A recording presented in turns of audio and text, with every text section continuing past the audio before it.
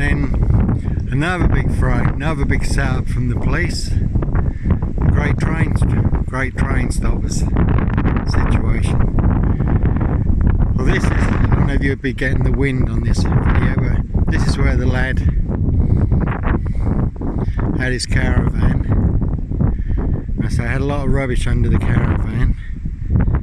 And that's the thing, people can put a lot of rubbish under yourself, a lot of monster black lies, serial killer, paedophile, rapist, yeah, just monster black lies, pile the rubbish up around you, and then want to get you burned, want to get you set on fire. And I mean, like I said, the lake over there, Mr. Mickey Keeley, big setup with me and Derek Taylor, and then you got the whole fishing club in this, playing a big part in the big monster frame.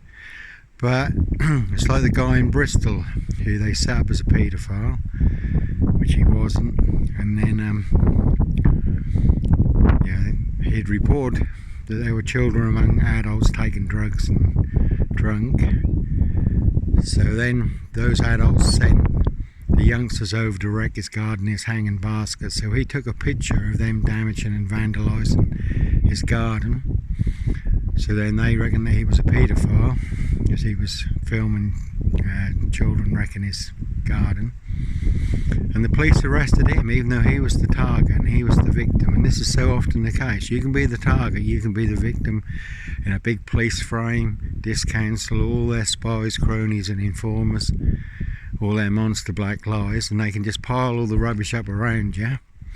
And what happened to the guy in Bristol is they beat him, poured white spirit over him and set him on fire, killed him. And the guy wasn't a paedophile, he was completely innocent. And even though he'd reported all to the police, you know, he was the one who was arrested, he was the one who was, you know, also victimised by the police and the community, and ended up, you know, in his death. And monster black lies can get you beaten, can get you killed, you know, stabbed, shot, set on fire, and there's always people who will do other people's dirty work. I mean, it's quite interesting. I've been down here over the fields and the woods, and it's quite interesting. A strange place for an Audi to park, where that one is parked up there, but with a lot of people in this trying to stir up the Eastern Europeans, which I've mentioned in other videos. But in the Great Train Stoppers instance, obviously the railway line is just up there. I was working at British Sugar, charge hand over there, and when the campaign's on from October, I'd worked all October, November, December, and you're doing 7 days a week, January, February, you know, so you do coin it in, but as I say, when the campaign's on, you're in there 7 days a week. And that was Valentine's night, so I took the night off, day off, and no, I'd worked. I was doing nights on the silos, so I took the night off, and me and my partner, we went for a drink up the Greyhound, and she was pregnant at the time with Joseph, and so we had a few drinks up there, and then some of the lads said, "Do you fancy coming to Norwich?" So Julie said, "No, if you want to go to Norwich, you know, with the lads, that's fine, because I'm pretty tired, I'm going to go home, you know, go to bed anyhow. But if you got a night off, you want to go up the city with the boys, you know, that's fine." So that's what we done. We jumped in a taxi, we went to Norwich. We went in the Prince of Persia pub on the Prince of Wales Street, and was in there till about 1:30 in the morning. Then we lost Brian and Calvin. Me and Terry had lost them because they decided to go up to Burr Street. Absolutely nothing to do with me. I'm not into hookers and prostitution and all that stuff, even though I've been accused as such. But Brian Numbnuts Goodman and Calvin, they disappear up Burr Street to see if they can find a woman of the night. Me and Terry went into a cafe where all the taxi drivers are, 24-hour cafe, got something to eat and that, and there was a train at 5 o'clock in the morning. So later on we found Calvin and Brian, and we went down the train station just before 5, and got on the train. But as I say, I'm pretty bush now. I'm really hitting the wall.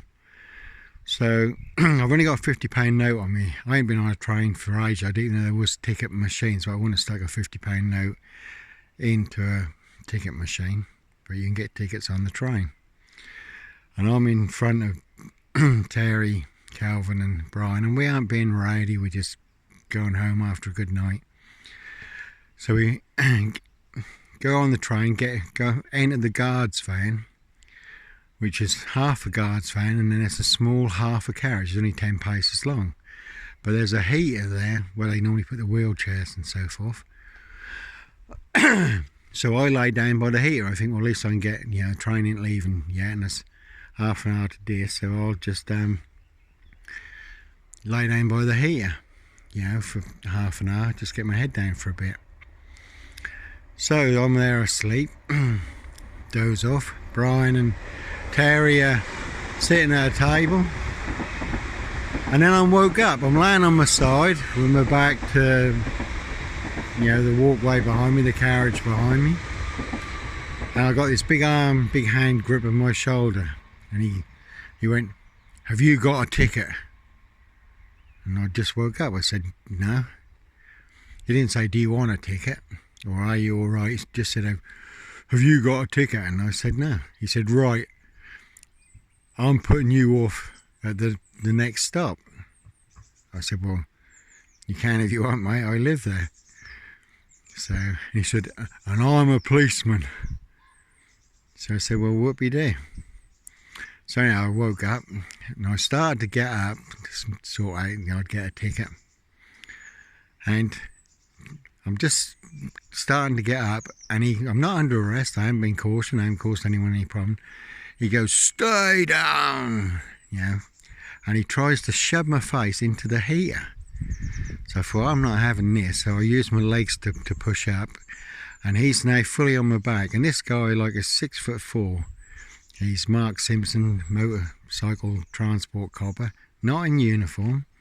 So he's now fully on my back. So I turn and take him off my back, and with that he comes at me and gets me by the throat. Well, I just woke up and I've got this guy all over me. He's looking psycho. He's 6'4", and so I thought, I ain't having this. So I back him off myself, and I just push him in the abdomen and centre his stomach. Obviously his legs then go up against the seats, and then he goes down into the seats. So I even hold his tunic and all that to break his fall. And I look down on him and say, "Look, you don't like being pushed around, mate, so you stop throwing your weight around." And I stood there. He got up out of this seat, come right in my face, and I thought, well, if you want to kick off, you want to start. But so I just stood there, and then he called out to someone at the door. That was a stewardess and a manager standing at the door. So he'd call for backup, call for backup. Now, that ain't me causing the problem. He's the one who's causing the problem, and clearly acting outside the execution of his duty. So then he storms off. The conductor's standing there like a wet flannel. I think, now, if you want a ticket, you ask me if I want a ticket. Because this is not the way you treat a customer. I'm a customer on your train. I'd worked for British Rail and also on Harwich, Hooker Holland and so forth on the ferries. So I'd been employed by British Rail, and there's no way this is how you should let a big gorilla in here and subject somebody to this. So anyhow, the conductor then walks off. But cutting a long story short, they stopped the train here outside of this. Obviously they're called for backup, and they stopped the train here, which is a couple hundred metres from the train station. So we're thinking, no, we're not going to. There's so many blue lights coming up there. There was more police than the great train robbers. We called it in the big train stopper situation. So I said, no, I ain't stopping on here to be set up by the police like we had done in the past. So I hop out the window and Brian says, wait for me. So he is a bit worse aware for drink, so he comes down, lands in all the bushes, rolls down the bank, and then we make ourselves across the fields over there. And the police are all running down, they're storming the train, they think they're like the SAS, running around like headless chickens, slamming all the doors, clear, run. You know, they were coming on there, take no prisoners, yeah. So we made my way back to mine, which is about half a mile from here.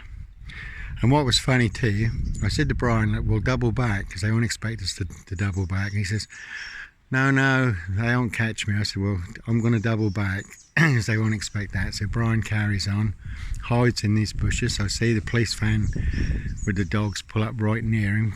Police going across the fields and some in the police van. But then Terry phones him from the train. So he's obviously in the bushes and his mobile phone goes off. So I see all the police jumping in the bush and dragging him out. So I make my way home, get a coffee and then off I go to bed. Now this is about 5:20 in the morning, between 6 o'clock. So at 10 o'clock I get a knock on the door. And normally there's 3 or 4 police officers at the most. So Blaze was barking. I said, no, it's all right, you can come in.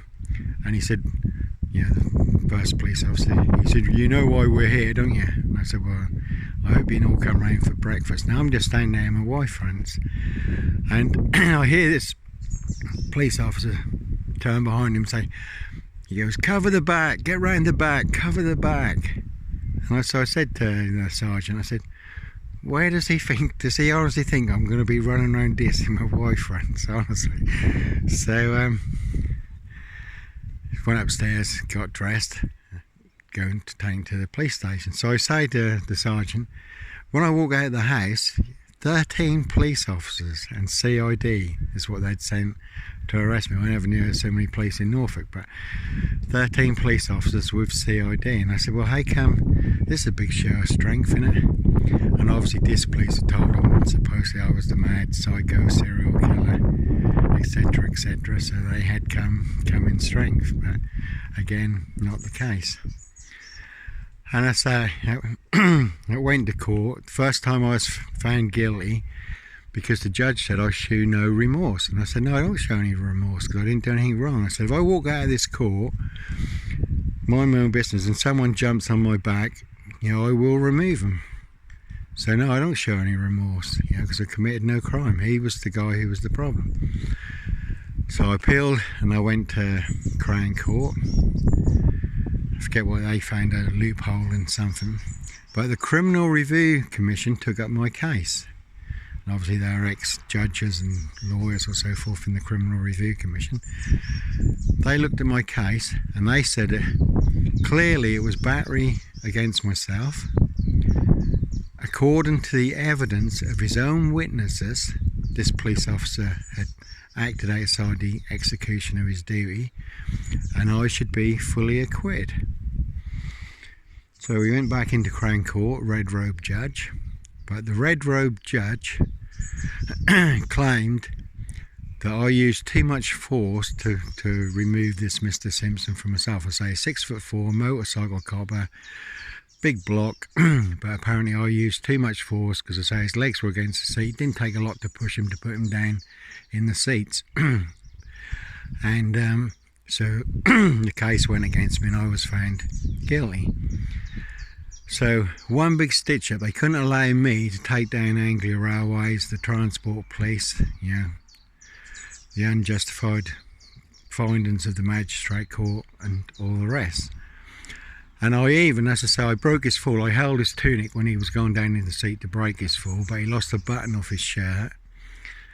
And I had to pay him 100. So he assaulted me, jumped all over me, got me by the throat, and I just backed him off. But I had to pay him £100 compensation because he lost a button off his girl's blouse. With all the court cases, 2 times in Crown Court, the magistrate court, time off work. I also got 100 hours community service, and that cost me £2,000, a £5 train journey, which you wouldn't be avoiding paying for a ticket being in the guard's van, because that's where the conductor and the guard and all that is. So there's no way we were trying to avoid it. Brian had 175 quid on him. I had a £50 note and cards on me. So there's no way we're trying to avoid paying for a ticket, as was alleged in the Dis Express and all the rest. That was all totally false. So this guy, he walks away scot-free, plus £100 compensation. And me, just for backing off this guy who was clearly acting outside the executioner's duty, battery towards myself, that cost me £2,000. And that is your police, and that is your justice system. Because that is not justice, it's not anywhere near justice. And then the blatant lies that were told, there was the stewardess, she was sitting with the manager, and then in the guard's van, in the carriage where we are, there's a sliding door, then there's a little walkway, then there's a thick, big metal door that you can lock. Now, there was also a train driver sitting in the carriage with us. It's only 10 paces long. He was a spare train driver going to London, so he's in the carriage the whole time.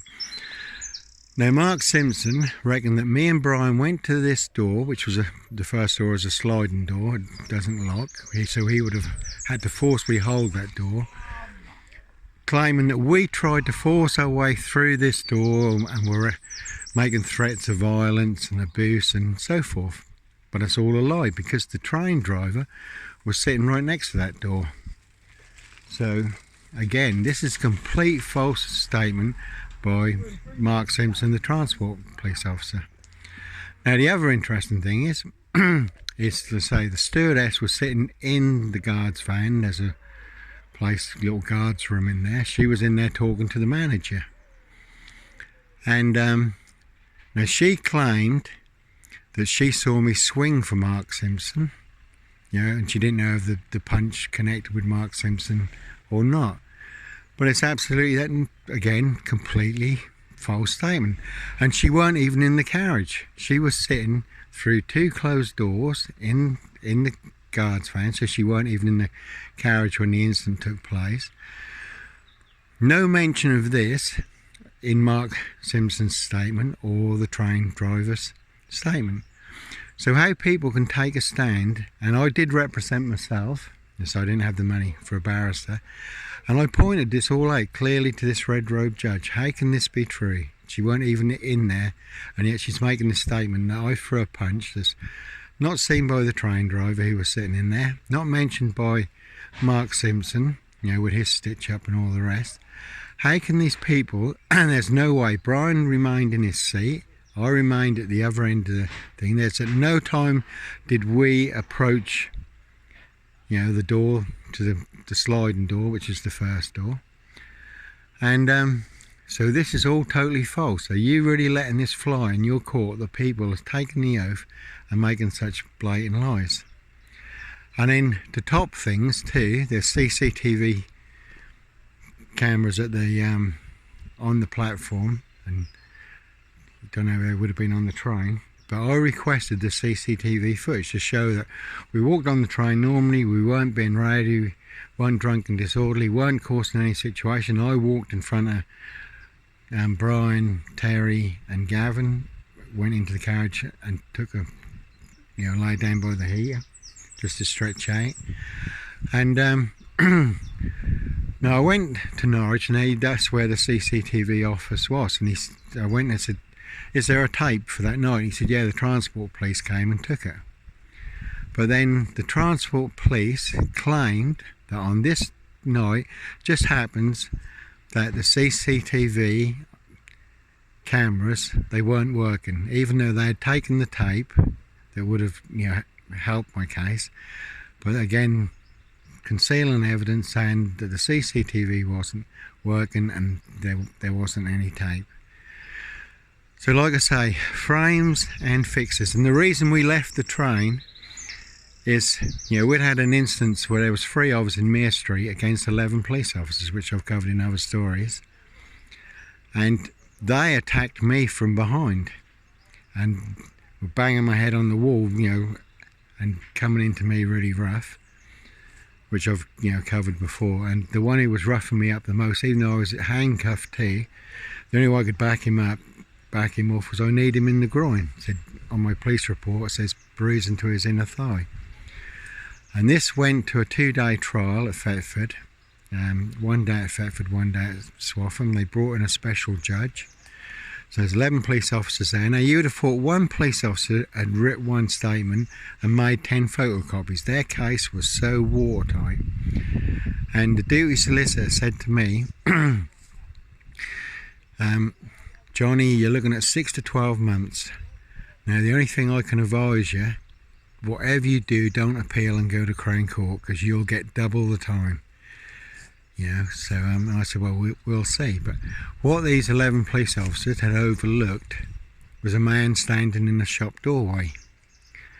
And he saw what really happened. And he came up to me a couple of weeks in this. I didn't even see him there, but he came up to me. He was waiting for a lift from his wife. Stood where that was Siddle's shoe shop at the time, where the mobility scooter place was recently. And he was absolutely appalled at what he saw me subjected to. Now, he saw the police attack me from behind, what I was subjected to by the officers, heard my head being banged on the concrete and the wall. And I said, yeah, would you come and be a witness and share? Because the police claiming that I attacked them.